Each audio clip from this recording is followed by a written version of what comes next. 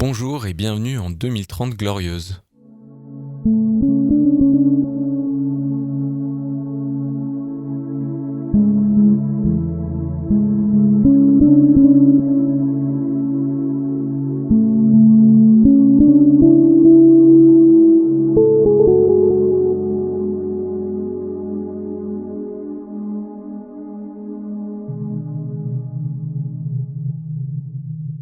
Je m'appelle Julien Vidal, je suis le fondateur du mouvement Ça commence par moi. À travers ce podcast, je pars à la rencontre des acteurs du monde de demain. Ils incarnent les utopies réalistes dont nous avons tant besoin. Ce sont des bâtisseurs, des idéalistes, des empêcheurs de tourner en rond, des personnes à l'écoute du vivant et d'eux-mêmes qui ont décidé de se mettre au service d'une cause qui les dépasse, celle de la création d'une société plus égalitaire, plus durable et plus heureuse.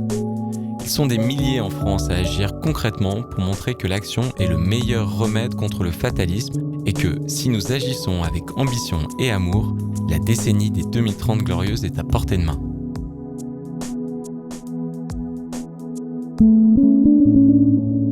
Bonne écoute.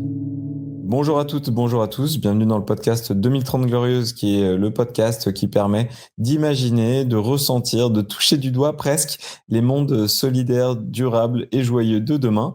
Le podcast 2030 Glorieuse met normalement en avant les métiers de demain et c'est d'ailleurs ce qu'on va faire aujourd'hui avec Laurence Grimou qui travaille à la Nef comme référente engagement, mais on en reparlera. Le podcast 2030 Glorieuse, il existe depuis près de 5 ans et il est financé, soutenu par la Nef, qui est le partenaire unique du podcast depuis 3 ans maintenant. La Nef, c'est la banque des 2030 glorieuses pour tout un tas de raisons. On va en parler un petit peu d'ailleurs avec toi, Laurence. Et donc, dans le cadre de ces interviews, moi, je donne la parole à des personnes qui font la Nef au quotidien pour montrer que, effectivement, il y a une envie commune, mais avec tout un tas de profils, de talents, j'allais dire, qui sont à l'intérieur de cette banque vraiment pas comme les autres. Donc Laurence, toi, tu es référente engagement à la Nef et ma question signature du podcast, celle par laquelle je commence chacune de mes interviews, c'est celle-ci. Imagine que tu as un événement face à des inconnus et qu'arrive la question fatidique et alors toi, tu fais quoi dans la vie? Comment tu commences à répondre en général, toi? Alors en général, je dis, je suis référente engagement à la Nef et en principe, je Tout de suite, passe, les gens font des grands yeux, non? oui, c'est ça et en général, je passe assez vite sur, le côté référente engagement parce que ça perd tout le monde et puis c'est 2 mots qui sont pas très clairs, donc je continue en parlant de la Nef plutôt, et je dis sur la Nef, que c'est une banque, éthique. Donc là, souvent, ça suscite aussi des questions. Banque éthique, c'est un peu antinomique. Donc j'explique qu'en fait, c'est une banque qui finance des projets dans les domaines de l'écologie, du social et du culturel exclusivement. Alors Et puis, ça, la Nef, oui. nous, on connaît bien et l'épisode, il va être entendu, écouté notamment par des personnes qui travaillent à la Nef. Donc si jamais, là, pour une fois, tu savais qu'on prêtait l'oreille avec attention pardon, sur l'idée justement d'être référente engagement, moi, ça m'intéresse tout particulièrement. Est-ce que tu peux me dire en quoi ça consiste exactement, s'il te plaît? Oui, alors, le poste de référente engagement, en fait, c'est un poste qui est commun à toutes les banques, on va dire, hein. C'est-à-dire que j'appartiens à, il y a plusieurs façons d'organiser les choses, mais on peut dire que j'appartiens à la direction des risques, c'est-à-dire qu'en fait, quand il y a un dossier qui est proposé à la banque, donc en général, il y a le chargé de relations. Alors à la Nef, on parle de banquier itinérant qui va être en contact avec le client, qui va monter le dossier, et puis ensuite, ce dossier, il est transmis à la direction des risques ou à la direction des engagements. Et alors là, en fait, il y a une contre-analyse de ce dossier pour juger de la pertinence ou non pour la banque d'aller financer le client ou le porteur de projet. Voilà. Donc on fait une contre-analyse des dossiers pour voir si oui ou non on souhaite engager la banque sur ce projet et heu et alors, si par exemple on trouve que le dossier est trop risqué, eh ben on peut, donner un accord, mais sous condition de rajouter telle ou telle garantie, et cetera. Voilà. Comment tu dirais que ton métier y contribue? Si tu dis que tu vois, c'est un métier qu'on retrouve un peu dans chaque banque, qu'est-ce qui fait qu'il est singulier, dans ta manière de le réaliser, notamment à l'intérieur de la nef, et comment il contribue directement en 2030 Glorieuses? Donc j'analyse des projets de personnes qui souhaitent, faire changer la société à leur échelle. Donc, en proposant, par exemple, des produits différents ou des services différents de ceux qui sont communément proposés, et c'est en ça, en fait, que, mon métier contribue aux 2030 glorieuses. Toi, tu en Et vois passer plein, Laurence, des projets, oui. justement, financés par la nef. Est-ce qu'il y en a un, qui a attiré, plus ton attention ces dernières années et qui contribue, selon toi, parfaitement aux 2030 Glorieuses, ton projet phare, ton projet cœur, si je devais le dire comme ça? Alors, je peux pas parler pour les années précédentes parce que moi je viens juste d'arriver à la nef en fait, Ah bon? je suis arrivée en janvier 2024 donc c'est assez récent. Mais, j'ai vu, depuis janvier 2024 passer effectivement tout un tas de projets parce on a quand même beaucoup de volume, on traite beaucoup de volume à la nef, et je dirais qu'ils contribuent tous en fait, à leur échelle, aux 2030 glorieuses. Mais, évidemment j'ai mes chouchous. Donc moi j'aime bien les dossiers de boulangerie EIDB. Donc Mmh. EIDB ça veut dire l'école internationale de boulangerie. Donc en général, ce sont des dossiers dans lesquels en fait on a des porteurs de projets qui sont souvent en reconversion. Donc soit qui faisaient un métier complètement différent avant, soit qui étaient dans la boulangerie plus traditionnelle on va dire, et qui ont fait cette formation à l'EIDB pour se reconvertir sur une façon différente de faire du pain. Et à travers leur projet, ils défendent évidemment une alimentation de qualité. Ils défendent aussi une autre agriculture parce qu'en fait, ça va être des différentes espèces de blé, d'épeautres, de seigle, de petits épeautres, etc., qui Chouette. vont utiliser pour leur farine. Donc voilà, à partir de la question du pain, en fait, et de la vente du pain, on se rend compte que ça implique tout un tas de changements dans toute la filière de la boulangerie, en fait, et y compris jusqu'au niveau de l'agriculture en fait. Bah là, tu me prends par les sentiments puisque on vient de terminer, je dis on, avec deux artistes avec lesquels je travaille, Lauriane Montaner et Quentin Caillat, un livre justement pour enfants sur un boulanger solaire à qui j'ai donné la parole, Arnaud Créteau, qui est avec Néo Loco et Boulanger solaire en Normandie.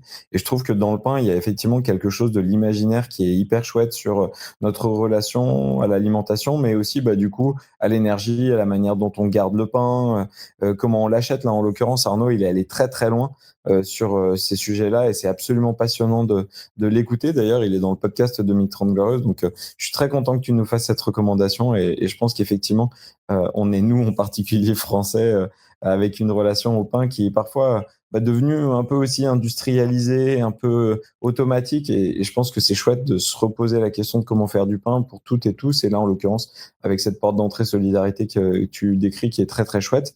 Euh, Oui. on reste peut-être un peu sur cette idée des communs. Là, on parle de pain, mais ça pourrait être aussi ce qui fait aussi de nous des Français, c'est-à-dire la culture. Est-ce que dans ce qui, toi aussi, te nourrit, pour continuer avec cette métaphore, il y a des choses qui révèlent les 2030 glorieuses que tu aimerais voir se déployer et qui sont déjà dans nos étagères, dans nos ordinateurs, j'en sais rien, films, séries, BD, que tu as envie de nous partager pour creuser tes 2030 glorieuses à toi, Laurence? Oui, alors, j'ai lu récemment un bouquin qui m'a vraiment marqué, que j'ai vraiment adoré, qui s'appelle Humus de Ah Gaspard, oui, Koenig, voilà, et qui traite de la question. Il a eu un prix d'ailleurs, hein, je ouais, pense que c'est vrai. c'est pas pour rien, même plusieurs prix je crois. Et donc ce bouquin, il traite de la question, des sols, de la question, du compost, du vermicompost, et il parle, aussi de cette, le titre, hein, la question de l'humus. Donc, Bien sûr. pour rappel, l'humus, donc c'est cette matière sombre qu'on retrouve en grande quantité en forêt et qui est issue en fait de la décomposition des matières organiques, c'est-à-dire de tout ce qui est matière vivante. Et en fait, il parle également de la question de la qualité des sols qui se dégradent, etc. Donc c'est en fait l'histoire de deux étudiants en agronomie qui refusent en fait de s'inscrire dans le système. En tout cas, il y en a un qui sort carrément du système et qui reprend une ferme familiale. Et son objectif, c'est de redonner vie au sol de cette ferme, sol qui a été bien abîmé pendant des années par l'agriculture conventionnelle. Et voilà, ça va être un petit peu son cheminement à lui. Et puis en parallèle, le cheminement d'un autre étudiant qui était son ami au départ, qui se lance lui dans le développement d'une industrie autour du vermicompostage. Donc voilà, c'est intéressant parce que ça parle à la fois du monde agricole, ça parle à la fois de la façon dont les grandes entreprises fonctionnent, et c'est très très bien documenté. Et alors certes, c'est une fiction, mais moi à chaque fois je me posais la question de mais en fait est-ce que c'est pas aussi un petit peu une véritable histoire, parce que il y a tout un tas de détails pour les gens qui s'intéressent justement à l'agroécologie, au sol, à la question des haies, etc. Il y a beaucoup de détails. On voit que le livre a été très travaillé, très fouillé, et c'est super intéressant. Et à la fin, ça parle aussi de l'aspect politique. Il y a aussi une histoire de révolte, etc. Donc moi, j'encourage tout le monde à lire ce bouquin pour en apprendre beaucoup sur la question des sols qui me touche particulièrement. Et puis parce que ça se lit très bien, il est très très bien écrit. Super recommandation, merci Laurence. Dernière question, et c'est un peu la question d'ouverture, hein, donc on n'attend pas une réponse exhaustive bien sûr, mais si jamais tu t'imagines, là, c'est tout de suite en 2030 Glorieux, justement dans la lignée de ce que tu viens de nous partager par rapport à la proposition de Gaspard Koenig, de dire, moi je suis dans un monde qui me ressemble, qui me convient, ambitieux, qui nous a permis de reprendre notre place parmi le vivant. Qu'est-ce que tu vois dans ce monde-là, si jamais tu es à la fenêtre de ton bureau, pourquoi pas? Visuellement, comment ça se concrétise ces 2030 Glorieuses, si tu devais en parler au présent? Alors, je change un petit peu l'idée. Je vais me mettre à la fenêtre de la maison familiale qu'on a dans l'Ain.